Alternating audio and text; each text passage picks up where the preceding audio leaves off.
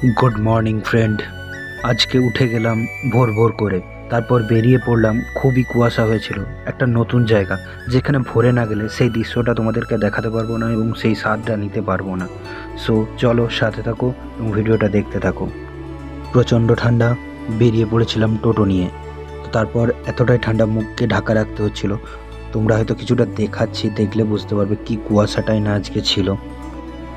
রাস্তায় বেরোবার পর যখন আমরা যাচ্ছি তখনকে অনেকটা কুয়াশা কমে গিয়েছিল।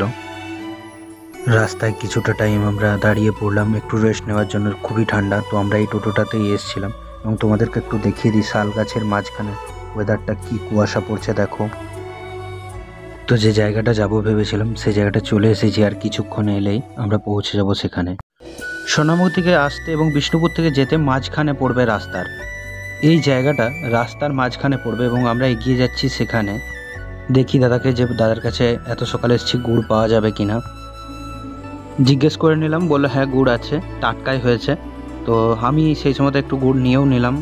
গুড় দেওয়ার আগে ওজন করে নিচ্ছে জায়গাটা যেখানে গুড় নেব। তোমরা এই জায়গাটা এলে একটা কারণেই চিনতে পারবে, তালপাতার ছাউনি এলেই বুঝতে পারবে। এখানে তোমরা গুড়টা দেখলেই বুঝতে পারবে কতটা পিওর গুড় আছে, যার টেস্ট আমি করে বুঝলাম খুবই সুন্দর এবং খুবই টেস্টফুল। এখানে এলে তোমরা বিভিন্ন সাইজের তাল্যবাতও পেয়ে যাবে এবং খুব টেস্ট, এরা ওজনেও বিক্রি করে।